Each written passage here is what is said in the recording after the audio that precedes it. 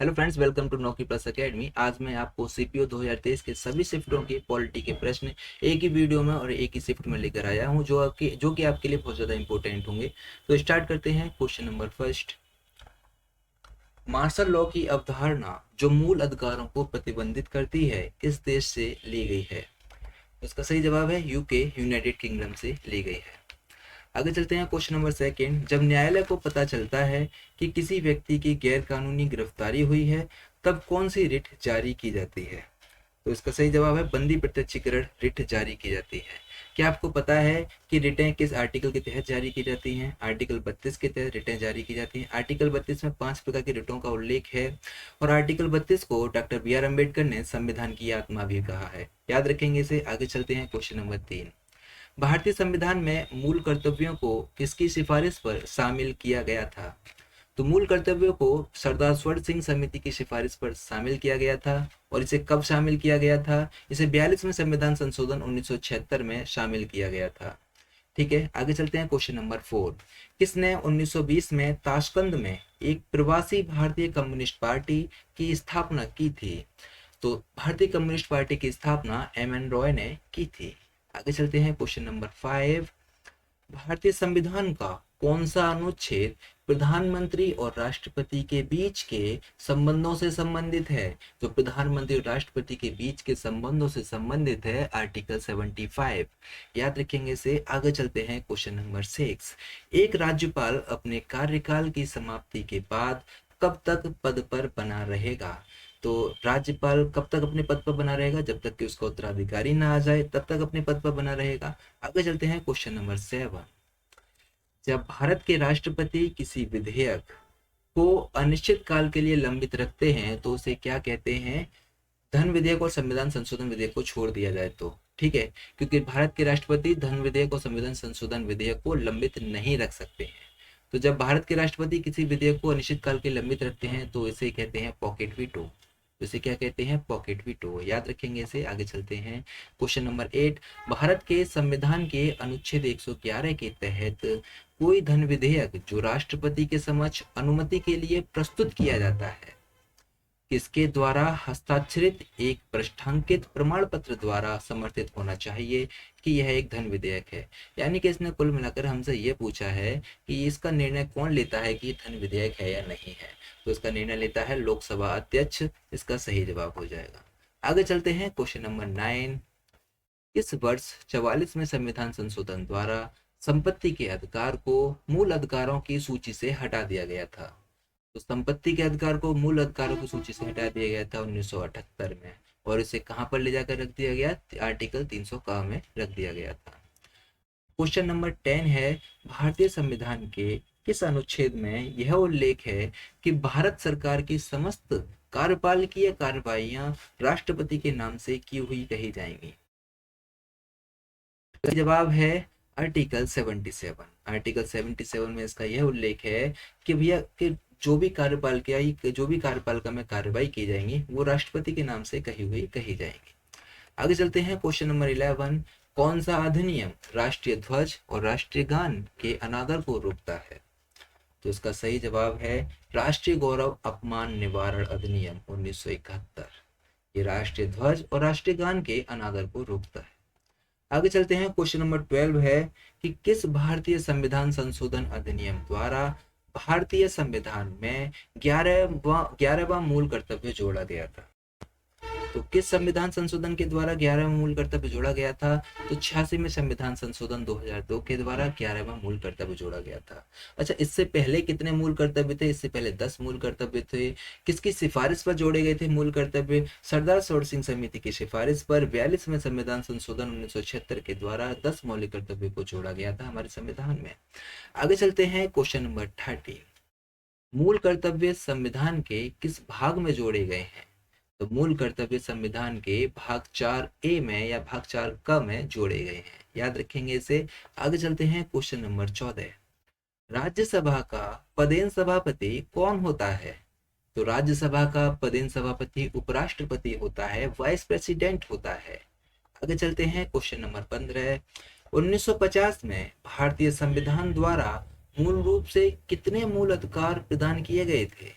तो भारतीय संविधान के द्वारा मूल रूप से 7 मूल अधिकार प्रदान किए गए थे, लेकिन 44वें संविधान संशोधन 1978 के द्वारा संपत्ति के अधिकार को हटाकर आर्टिकल 300 का में रख दिया गया। अब मूल मूल अधिकार 6 बचे हुए हैं, याद रखेंगे। आगे चलते हैं क्वेश्चन नंबर 16। कौन 1946 में कांग्रेस द्वारा गठित अंतरिम सरकार के उपाध्यक्ष थे? तो अंतरिम सरकार के उपाध्यक्ष थे जवाहरलाल नेहरू, याद रखेंगे इसे। आगे चलते हैं क्वेश्चन नंबर 17। इस मामले में उच्चतम न्यायालय ने संविधान के आधारभूत संरचना को स्थापित करते हुए कहा कि राज्य व्यवस्था की लोकतांत्रिक प्रकृति आधारभूत संरचना का अनिवार्य घटक है। इसने क्या पूछा है? इसने पूछा है कि राज्य व्यवस्था की लोकतांत्रिक प्रकृति आधारभूत संरचना का अनिवार्य घटक है, ये किस मामले में कहा गया था? तो ये कहा गया था केशवानंद भारती और वर्सेस केरल राज्य के मामले में कहा गया था। इसी मामले में प्रस्तावना को भारतीय संविधान का एक अंग माना था, इससे पहले प्रस्तावना को संविधान का अंग नहीं माना गया था। ठीक है, तो केशवानंद भारती मामले में संविधान को, प्रस्तावना को संविधान का अंग माना था। इसके अलावा इन्होंने ये भी प्रावधान दिया कि संविधान के मूल ढांचे को नहीं बदला जा सकता है। आगे चलते हैं क्वेश्चन नंबर 18। भारतीय संविधान का कौन सा अनुच्छेद राज्य के अधीन नियोजन के मामले में सभी नागरिकों के लिए समान अवसर प्रदान करता है? तो इसका सही जवाब है आर्टिकल 16। आर्टिकल 16 सभी नागरिकों के लिए समान अवसर प्रदान करता है। आगे देखते हैं क्वेश्चन नंबर 19। जवाहरलाल नेहरू के अधीन भारत की राष्ट्रीय अंतरिम सरकार का गठन कब किया गया था? तो राष्ट्रीय अंतरिम सरकार का गठन किया गया था 2 सितंबर 1946 को। आगे चलते हैं क्वेश्चन नंबर 20।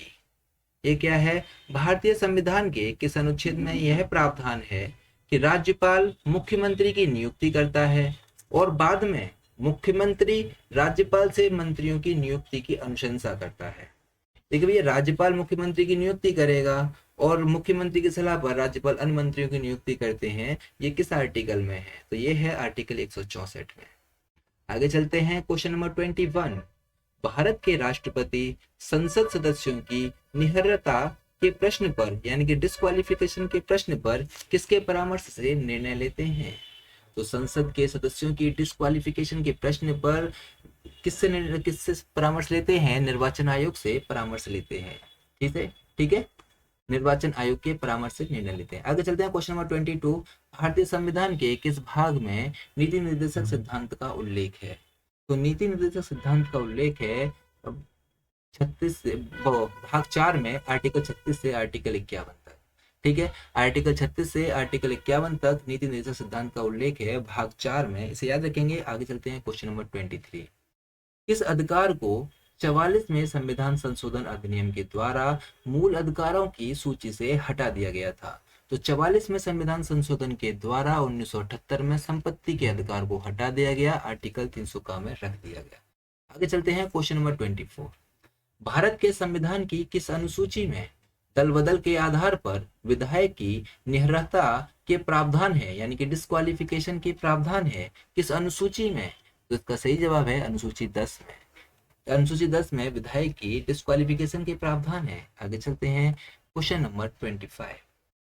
संविधान का कौन सा अनुच्छेद स्पष्ट करता है कि आरक्षण जैसी नीतियां समानता के अधिकार का उल्लंघन नहीं है?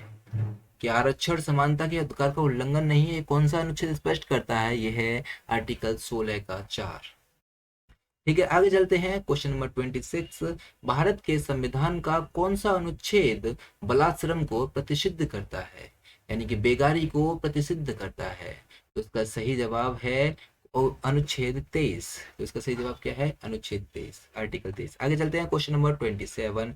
भारतीय संविधान का कौन सा अनुच्छेद यह शर्त निर्धारित करता है कि राष्ट्रपति एक बार चुने जाने के बाद संसद या राज्य विधानमंडल के किसी भी सदन का सदस्य नहीं होगा? यानी कि राष्ट्रपति संसद या राज्य विधानमंडल के किसी भी सदन का सदस्य नहीं होते हैं। ये कौन सा अनुच्छेद डिसाइड करता है? ये डिसाइड करता है अनुच्छेद 59, अनुच्छेद 59। ठीक है, 59 बोलो 59 बोलो, बात देखिए। आगे चलते हैं क्वेश्चन नंबर 28।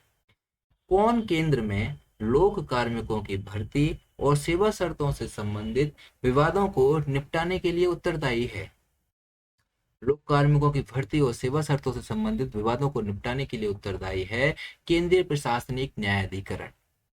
ठीक है, याद रखेंगे। आगे चलते हैं क्वेश्चन नंबर 29। भारतीय संविधान के अनुच्छेद 36 से 51 का संबंध निम्नलिखित में से किससे है? तो आर्टिकल 36 से आर्टिकल 51 का संबंध है नीति निर्देशक तत्व से, और इसका उल्लेख भाग 4 में है। याद रखेंगे इसे। आगे चलते हैं क्वेश्चन नंबर 30। बिना अनुमति के संसद से कितने दिनों की अनुपस्थिति के बाद कोई सांसद अयोग्य हो जाएगा? बिना अनुमति के कब तक वो अनुपस्थित रहे कि उससे वो अयोग्य घोषित हो जाए? तो इसका सही जवाब है आर्टिकल 60 डेज, 60 दिनों तक के लिए। अगर कोई भी सांसद 60 दिनों तक बिना अनुमति के अनुपस्थित रहेगा संसद में, तो फिर उसको अयोग्य घोषित कर दिया जाएगा। आगे चलते हैं क्वेश्चन नंबर 31। भारतीय संविधान में मूल मौलिक अधिकार किस देश के अधिकार पत्र से प्रेरित है?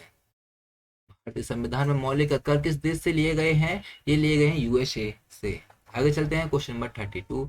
2 सितंबर 1946 को बनी अंतरिम सरकार में लियाकत अली खान को किसका प्रभार दिया गया था? तो लियाकत अली को वित्त मंत्री का प्रभार दिया गया था, इसे याद रखेंगे। आगे चलते हैं क्वेश्चन नंबर 33। नई दिल्ली में गणतंत्र दिवस परेड के दौरान सलामी कौन लेता है? तो गणतंत्र दिवस परेड के दौरान सलामी लेते हैं हमारे भारत के राष्ट्रपति। आगे चलते हैं क्वेश्चन नंबर 34। भारतीय संविधान के किस अनुच्छेद में मूल अधिकारों का वर्णन है? इस अनुच्छेद में मूल अधिकारों का वर्णन है अनुच्छेद 12 से 35 में मौलिक अधिकारों का वर्णन है भाग 3 में। याद रखेंगे इसे। आगे चलते हैं क्वेश्चन नंबर 35। कौन सा अधिकार 14 वर्ष से कम आयु के बच्चों को खतरनाक कार्यों में नियोजित करने पर रोक लगाता है? कौन सा अधिकार रोक लगाता है? ये इसका सही जवाब है शोषण के विरुद्ध अधिकार, अनुच्छेद 24। ठीक है, आगे चलेंगे क्वेश्चन नंबर 36।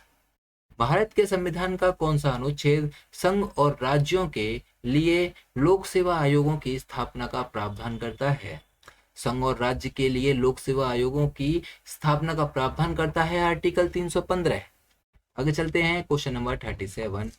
भारतीय संविधान का कौन सा अनुच्छेद राज्य विधानमंडल के संबंध में मंत्रियों के अधिकारों को संदर्भित करता है? कौन सा अनुच्छेद राज्य विधानमंडल के संबंध में मंत्रियों के अधिकारों को संदर्भित करता है? तो इसका सही जवाब है आर्टिकल 177। आगे चलते हैं क्वेश्चन नंबर 38। भारत के वित्त आयोग के पहले अध्यक्ष कौन थे? भारत के वित्त आयोग के पहले अध्यक्ष केसी नियोगी थे। याद रखेंगे इसे। आगे चलते हैं क्वेश्चन नंबर 39। राष्ट्रीय महिला आयोग की स्थापना किस अधिनियम के तहत की गई थी? तो राष्ट्रीय महिला आयोग की स्थापना राष्ट्रीय महिला आयोग अधिनियम 1990 के द्वारा की गई थी। याद रखेंगे इसे। आगे चलते हैं क्वेश्चन नंबर 40। किसे आपातकाल के दौरान असाधारण शक्तियां प्रदान की गई हैं? आपातकाल के दौरान असाधारण शक्तियां किसे दी गई हैं? राष्ट्रपति को दी गई हैं। सिंपल सा क्वेश्चन है। आगे चलते हैं क्वेश्चन नंबर 41। भारतीय संविधान का कौन सा भाग मूल अधिकारों से संबंधित है? कौन सा भाग मूल अधिकारों से संबंधित है? भाग 3 मूल अधिकारों से संबंधित है। आर्टिकल 12 से 35 तक इसका उल्लेख है। मूल अधिकारों को यूएसए के संविधान से लिया गया है। सिंपल है। आगे चलते हैं। लास्ट क्वेश्चन है क्वेश्चन नंबर 42 कि भारतीय संविधान के किस अनुच्छेद में उल्लेख है कि भारत के राज्य क्षेत्र के सभी प्राधिकारी दीवानी और न्यायिक उच्चतम न्यायालय की सहायता में कार्य करेंगे? तो इसका सही जवाब है आर्टिकल 144। अगर आपको हमारी वीडियो अच्छी लगी, अगर आपको हमारा कंटेंट अच्छा लगा है, तो प्लीज हमारे चैनल को सब्सक्राइब, लाइक एंड शेयर जरूर करें। मिलते हैं नेक्स्ट वीडियो पर, तब तक के लिए टेक केयर, बाय बाय।